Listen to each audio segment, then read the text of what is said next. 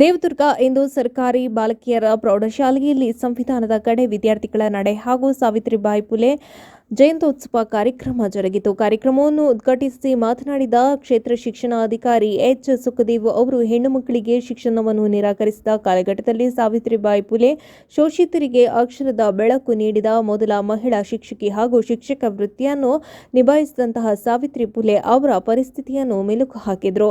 Police ವೃತ್ತ ನಿರೀಕ್ಷಕರು ಎನ್.ವೈ. ಗುಂಡು ರಾವ್ ಅವರು ಮಾತನಾಡುತ್ತಾ, ಶಿಕ್ಷಣವೇ ಸಮಾಜದ ಶಕ್ತಿ. ಮನೆಯಲ್ಲಿ ಮಕ್ಕಳು ಹೆಣ್ಣಾಗಿರಲಿ ಗಂಡಾಗಿರಲಿ ಇಬ್ಬರಿಗೂ ಶಿಕ್ಷಣ ಕೊಡಿಸಬೇಕು. ಉನ್ನತ ಶಿಕ್ಷಣ ಮತ್ತು ಉದ್ಯೋಗಕ್ಕೆ ಪ್ರೋತ್ಸಾಹ ನೀಡಬೇಕು ಎಂದು ಹೇಳಿದರು.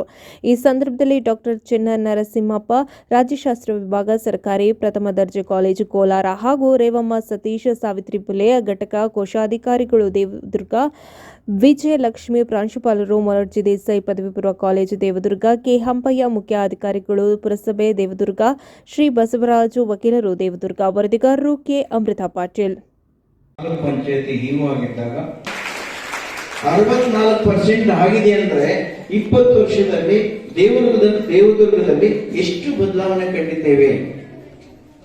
ಅದು ಪುರುಷರಿಗೆ ಶಿಕ್ಷಣ ಕೊಡತಕ್ಕಂಥದ್ದು ಬೇರೆ, ಹೆಣ್ಣು ಮಕ್ಕಳಿಗೆ ಶಿಕ್ಷಣ ಕೊಡತಕ್ಕಂಥದ್ದು ಎಷ್ಟು ಅತ್ಯಮೂಲ್ಯವಾದಂತಕ್ಕಂಥದ್ದು.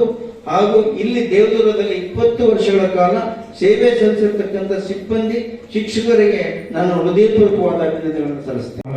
ಅರ್ಥಪೂರ್ಣವಾಗಿದೆ. ನಾಹಿ ಜ್ಞಾನೇನ ಸದೃಶಂ ಅಂತ, ಜ್ಞಾನಕ್ಕಿಂತ ಮಿಗಿಲಾದುದು ಯಾವುದೂ ಇಲ್ಲ ಅಂತ. ಇವತ್ತು ಎಲ್ಲರೂ ಈ ಕಾರ್ಯಕ್ರಮದ ವೇದಿಕೆಯಲ್ಲಿ ಇದ್ದೀವಿ ಮತ್ತು ಈ ಕಾರ್ಯಕ್ರಮದಲ್ಲಿ ಎಲ್ಲರೂ ಜ್ಞಾನದ ಒಂದು ಜ್ಞಾನಕ್ಕಾಗಿ ಇಲ್ಲಿದ್ದೀವಿ.